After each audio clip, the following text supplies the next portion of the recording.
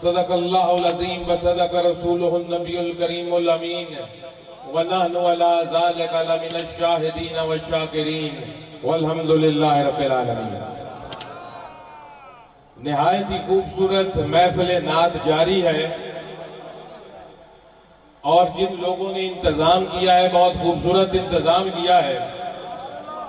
میری دعا ہے اللہ رب العزت ان کے ذوق اور شوق اور محبت میں اور اضافہ فرمائے اور ان کو اس دنیا میں بھی اور قبر میں بھی اور آخرت میں اس کا صلہ عطا فرمائے اور ان کو مزید ایسی محافلیں کرنے کی زندگی میں توفیق عطا فرمائے۔ اور چند گزارشات آپ کے سامنے کر کے میں آپ سے اجازت چاہوں گا۔ محفل نعت بڑے بڑے نعت خان حضرات موجود ہیں، اس کے بعد آپ کے ایمان میں اضافہ کریں گے اور آپ کے سامنے عشق رسول کے اشعار پڑھے جائیں گے۔ ابھی سٹیج سیکٹری صاحب نے بھی کہا کہ چند لمحوں کے لیے بیچ میں بیان ہے اور پھر اس کے بعد مدینے سے تار جوڑ دیا جائے گا، تو کیا مدینے سے تار بیان میں نہیں جڑ سکتا؟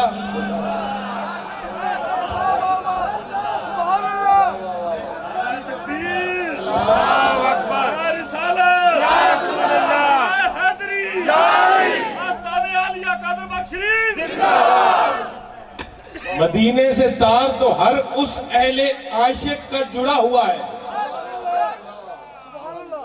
جس کا دل مصطفیٰ کریم کی محبت میں دھڑکتا ہے، چاہے وہ گھر میں بیٹھا ہو یا محفل نعت میں بیٹھا ہو، وہ جہاں بھی بیٹھا ہے اس کا تار مدینے سے جڑا ہوا ہے۔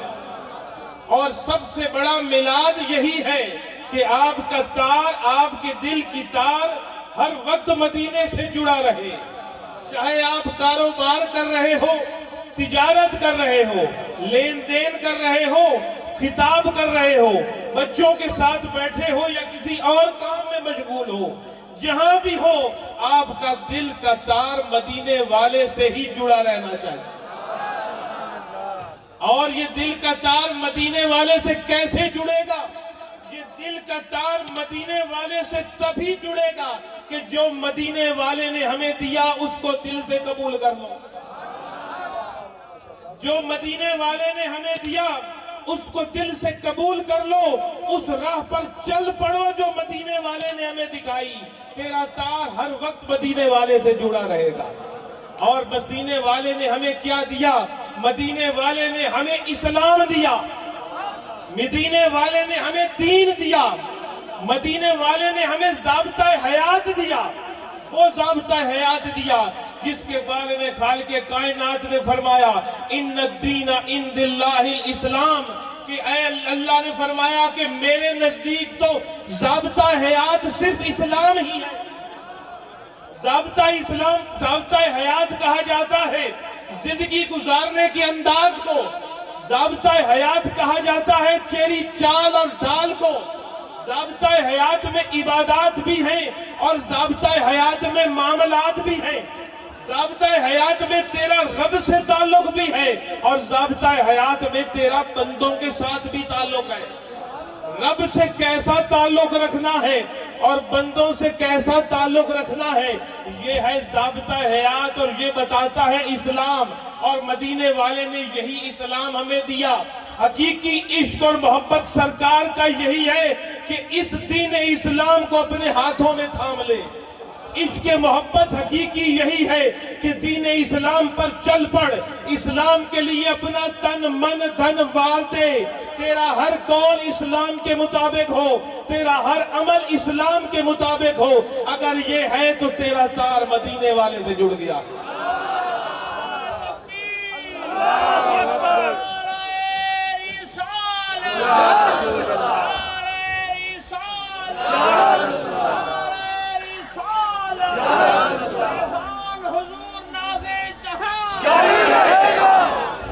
الحمدللہ ہم تمام حضرات اس وقت اہل ایمان بیٹھے ہیں اور حضور کی محفل سجانے والے ہی اہل ایمان ہوتے ہیں اور حضور کی نعت خوانی کرنے والے ہی اہل اسلام ہوتے ہیں اور حضور کی تن من دھن وارنے والے ہی اہل ایمان ہوتے ہیں۔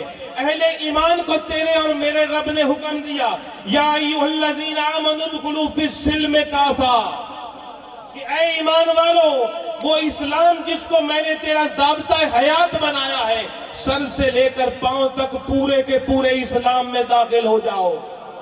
یہ نہیں کہ جو پسند ہے تو کرنا ہے، جو ناپسند ہو تو نہیں کرنا، نہ جو پورا کا پورا قرآن ہمیں بتاتا ہے، جو پورے کے پورے تیرے میرے نبی کی سیرت اور سنت میں بتاتی ہے، خالق کائنات کا حکم ہے کہ پورے کے پورے اسلام میں داخل ہو جاؤ، حقوق اللہ بھی ادا کرو، حقوق العباد بھی ادا کرو۔ میرے دوستو آؤ، میں آپ سے سوال پوچھتا ہوں، اللہ کے حق میں کلمے کے بعد نماز، روزہ، زکوٰۃ اور حج آ جاتی ہے، اس کے بعد باقی آتے ہیں معاملات کہ تیرا برادری کے ساتھ کیسا رویہ ہے، تیرا تجارت میں کیا طریقہ ہے، تیرا کاروبار میں کیا انداز ہے، تیرا اولاد کے ساتھ کیسا سلوک ہے، تیری سیاست کیسی ہے، تیری تجارت کیسی ہے، تیری معاشیات کیسی ہے، تیرا چلنا پھرنا کیسا ہے، تیرے ہمسائے سے کیسا سلوک ہے، تیرا باقی لوگوں سے ساتھ کیسا انداز ہے۔ یہ ہے معاملات کا حصہ۔ ایک ہے عبادات اسلام کی، ایک ہے معاملات اسلام کے۔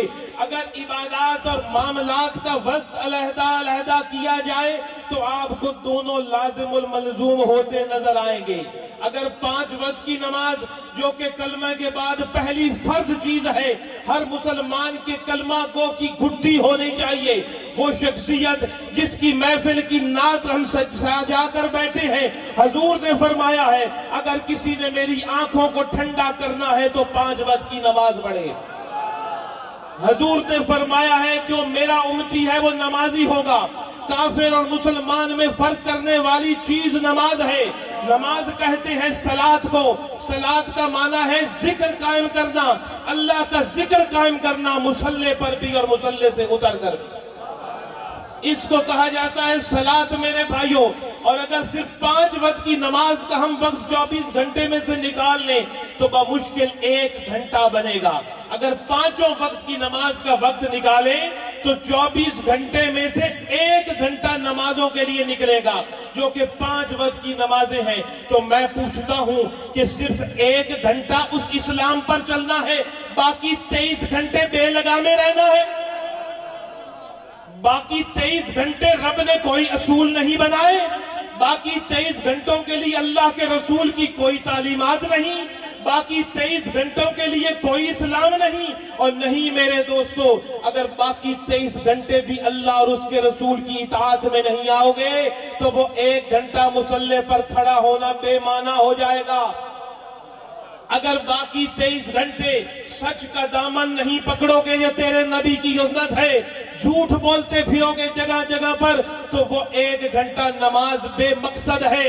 اگر باقی 23 گھنٹوں میں امانتوں میں خیانت کرو گے، باقی 23 گھنٹوں میں حلال اور حرام کی تمیز نہیں کرو گے، باقی 23 گھنٹوں میں شریعت کو مد نظر نہیں رکھو گے، باقی 23 گھنٹے میں جو اللہ رب العزت نے بزرگوں کا احترام اور بچوں پر شفقت کرنے کا حکم دیا اس کو مد نظر نہیں رکھو گے، باقی 23 گھنٹوں میں دکان پر بیٹھ کر ایمانداری سے ناپ تول نہیں کرو گے، باقی 23 گھنٹوں میں اللہ اور اس کے رسول کے فرمان کے مطابق سیاست نہیں کرو گے، باقی 23 گھنٹوں میں اللہ اور اس کے رسول کے مطابق تجارت نہیں کرو گے جو ضابطہ حیات ہمیں بتاتا ہے، تو میرے بھائیوں وہ 1 گھنٹہ اللہ کا رسول کی اطاعت بے معنی اور بے مقصد ہے۔ کس رب کو سجدہ اگر باقی 23 گھنٹے اس کی مخلوق کو ستانا ہے؟ کس رب کے آگے جھکنا اگر ڈکیتیاں ڈالنی ہیں اور چوریاں کرنی ہیں؟ کس رب کا رکوع اگر لوگوں سے حسد کرنا ہے، لوگوں کے سروں سے کپڑے چھیننے ہیں، کسی بڑے چھوٹے کی تمیز نہیں کرنی، تو آؤ میرے دوستو بتاؤ وہ 1 گھنٹہ کس کام کا؟ اپنے دل سے پوچھو، کیا صرف 1 گھنٹہ رب نے اطاعت کرنے کا حکم دیا یا رسول پاک نے کہ 24 کے 24 گھنٹے اس کی اطاعت میں گزار؟ دوسرے فرض پر آ جاؤ جس کو آپ روزہ کہتے ہو۔ روزہ کہتے ہیں صوم کو، صوم کا صیام کی صوم اور صیام اس کا معنی ہے ہر اس چیز سے رک جانا جس کی طرف تجھے نفس بلاتا ہے۔ جس میں روٹی اور پانی بھی ہے اور باقی دیگر امور بھی ہیں، اور 1 مہینہ روزے رکھ لینا اور باقی 11 مہینے بے لگامے پھرنا، یہ کون سی شریعت ہے اور رب کا قانون ہے؟ رب نے جو اصول رمضان میں بنائے، رب نے فرمایا جھوٹے کا روزہ نہیں، رب نے فرمایا بددیانت کا روزہ نہیں، رب نے فرمایا بے حیا کا روزہ نہیں، رب نے فرمایا دوسروں کی عزتیں اچھالنے والے کا روزہ نہیں۔ اب 1 مہینے میں تو سب پابندی کر لو اور باقی 11 مہینے بے پابندیوں کے ساتھ گھومنا، یہ کون سا اسلام ہے؟ اسلام اپناؤ اور اپنی تار کو مدینے والے سے جوڑو، دن ہو یا رات، رات ہو یا دن، صبح ہو یا شام، شام ہو یا صبح، سکھ ہو یا دکھ، امیری ہو یا غریبی، جوانی ہو یا بڑھاپا، ہر قدم اٹھنے سے پہلے مدینے والے کا دین مد نظر ہونا چاہیے۔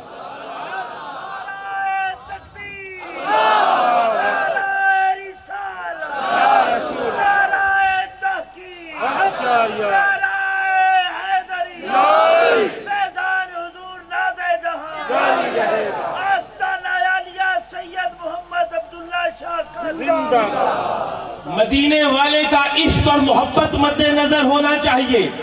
عشق رسول ہی اطاعت رسول ہے، عشق رسول والا ہی اتباع رسول کرے گا۔ علماء کرام موجود ہیں، پورے کے پورے قرآن میں محبت رسول پر زور نہیں دیا گیا، اتباع رسول پر زور دیا گیا ہے۔ اتباع رسول کہتے ہیں پیروی رسول، جو حضور نے کیا وہ کرتے چلے جاؤ، یہ خود بخود عشق رسول اور محبت رسول بن جائے گا۔ اگر کسی سے محبت ہے تو اس سے تعلق رکھنے والی ہر شے سے بھی محبت ہوگی۔ اگر رسول اللہ سے محبت ہے تو ہمیں نماز سے بھی محبت ہوگی۔ اگر رسول اللہ سے محبت ہے تو روزہ اور زکوٰۃ اور حج سے بھی محبت ہوگی۔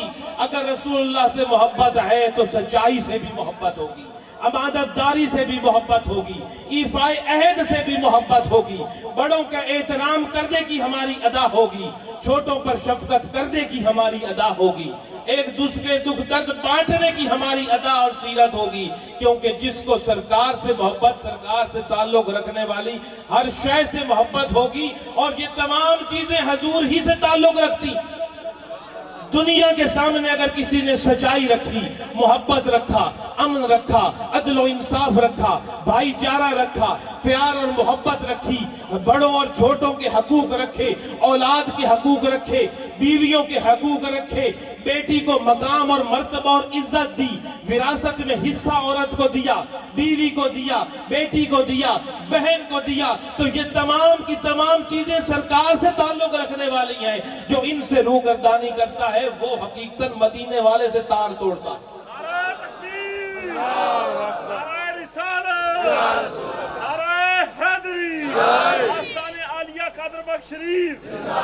آخری بات میرے مسلمان بھائی اور بزرگوں، موت کو مد نظر رکھو۔ موت ہمارے سامنے ہے، زندگی بہت ہی کم وقت کی زندگی ہے۔ ہم میں سے کیا پتا کسی نے سورج صبح کا ابھرتے دیکھنا ہے کہ نہیں؟ ہم میں سے کیا پتا جو فجر ادا کرے تو یہ سوچ لے ظہر کے وقت پتا نہیں میں زندہ بھی ہوں گا کہ نہیں، عصر ملے گی نہیں، مغرب پہلے نہ ملے، بلکہ ایک سلام پھیرو تو کیا پتا دوسرا سلام بھی پھیرنے کی توفیق ہوگی کہ نہیں ہوگی۔ موت کو مد نظر رکھو۔ حضرت یعقوب علیہ السلام نے اسرائیل فرشتے سے کہا کہ جب میری روح قبض کرنے آنا تو مجھے پہلے پیغام دینا کچھ دن پہلے، تاکہ میں موت کی تیاری کر لوں۔ تو کیا ہوا؟ جب آپ کا اس دنیا سے جانے کا وقت مقررہ آیا تو وہ موت کا فرشتہ اسرائیل خود بخود آیا، بغیر کسی اطلاع کے آ گیا۔ تو انہوں نے فرمایا میں نے کہا تھا مجھے پہلے آ کر اطلاع دینا تاکہ میں موت کی تیاری کر لوں۔ تو اسرائیل نے کہا جناب آپ اپنے سامنے روزانہ جنازے پڑھتے نہیں دیکھتے رہے لوگوں کو؟ روزانہ قبرستان میں نئے نئے لوگ دفن ہوتے نہیں دیکھتے رہے؟ تو کیا یہ اطلاع نہیں تھی موت کی؟ صبح سے شام تک اور شام سے صبح تک مساجد میں اعلان ہوتے ہیں فلانا بندہ قضائے الہی سے فوت ہو گیا، فلانے وقت اس کا جنازہ ہے۔ آؤ سوچو کر ہمارے لیے بھی یہی الفاظ استعمال ہونے ہیں۔ اس موت کی تیاری کر لو، اور اس کی تیاری یہی ہے عشق رسول میں ڈوب جاؤ اور رسول پاک کی اطاعت کر لو، اپنی زندگیاں پیروی رسول کے لیے صرف کر دو، تن من دھن وار دو، لیکن حضور پاک کی پیروی اور آپ کی سنت سے روگردانی مت کرو۔ یہی عشق ہے، یہی محبت ہے، یہی عاشق رسول کا درہ امتیاز۔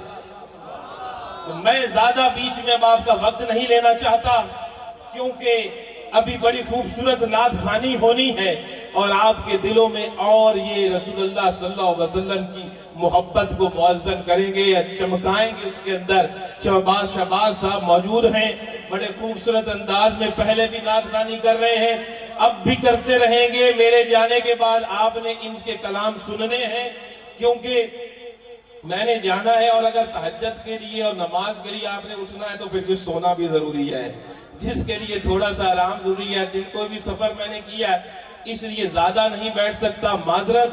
اور جو کچھ بولا میں نے دل سے بولا اور آپ لوگوں کی اصلاح کے لیے بولا۔ اللہ ہم سب کا حامی و ناصر ہو، اور ہم سب کے لیے یہ محفل بخشش کا ذریعہ بنا دے۔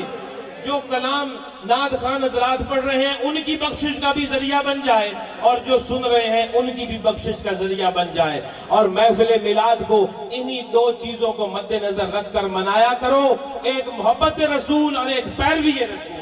ان دو چیزوں کو اگر ہم پایا تکمیل پہنچا دیں محفل میلادوں میں بیٹھ کر، کہ ہم مجمع میں پبلک میں محبت رسول اور اتباع رسول پھیلا دیں، تو اس سے بڑی عظیم خدمت کوئی نہیں ہوگی جس کو اللہ نے ہم سے اپنے دین کے لیے لے لی۔ اللہ ہم سب کا حامی و ناصر ہو، ہم سب کا یہاں آنا سننا سنانا قبول فرمائے۔ وآخر دعوانا الحمدللہ رب العالمین۔ سبحان اللہ سبحان اللہ سبحان اللہ۔ حاضرین مکرم، ابھی آپ کے سامنے الحمدللہ حضور فیضان حضور نازل جہاں جب تک مائک پہ رہے یقین کریں علم و حکمت کی بارش ہوتی رہی، اور قرآن و حدیث کا نور جو ہے وہ قلب و روح میں اترتا رہا۔ اور آپ نے بہت خوبصورت بات میری بھی اصلاح فرمائی ہے کہ جب بندہ حضور کی محبت اور سیرت پہ عمل کرتا ہے تو اس کا تار جو ہے وہ مدینے والے سے جڑ جاتا ہے، اور الحمدللہ اس کی ساری زندگی وہ حضور کی غلامی میں چلی